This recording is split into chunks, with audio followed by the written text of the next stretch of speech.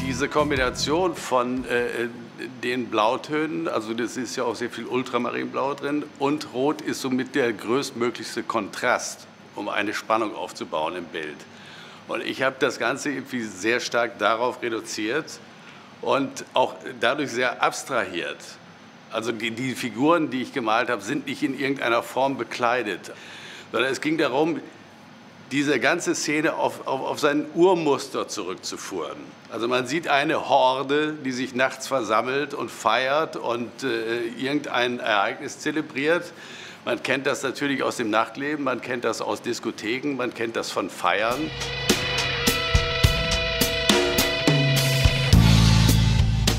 Das Blaue hat ja zu dem Titel Electric Night geführt. Das ist dieses Elektrische dieser Farbe. Es gibt sogar einen Blauton, der heißt Electric Blue.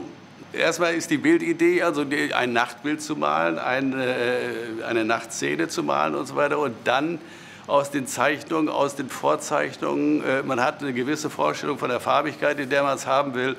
Und dann entwickelt sich das Bild. Und ab und zu geht es sehr schnell, ab und zu muss man dann halt sehr lange dran rummalen. Mich hat immer eine gewisse Bewegung im Bild interessiert, eine gewisse Spannung im Bild interessiert und die aufzubauen, die aufzuladen, die Farbe aufzuladen, ne, und speziell mit leuchtender Farbe zu arbeiten.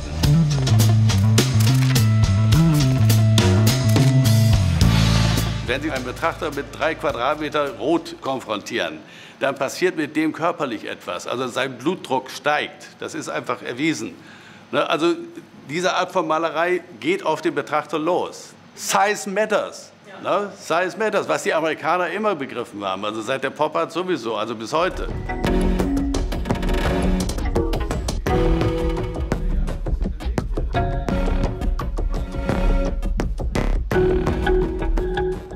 In Berlin gab es damals nichts. Es war eine kulturelle Wüste. Man ist da ja geblieben, irgendwie, weil es so, die Stadt natürlich grandios war. Aber Sie müssen mal eins sehen, ab 1980, als wir die Ausstellung Heftige Malerei gemacht haben, gab es ja Möglichkeiten ohne Ende. Das war ja wie ein Türöffner. Also plötzlich hat man in Paris, in Mailand, in London, in Reykjavik, in New York sowieso ausgestellt und das ging ja Schlag auf Schlag.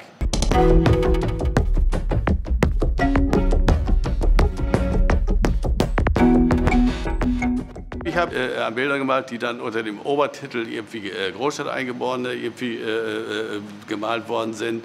Ich habe dann natürlich eine ganze Serie von Musikbildern gemalt. Ich habe dann auch andere figurative Bilder gemalt, die sich mit Exzess und whatever irgendwie also auseinandergesetzt haben. Das hatte einfach mit dem Lebensgefühl auch damals sehr viel zu tun.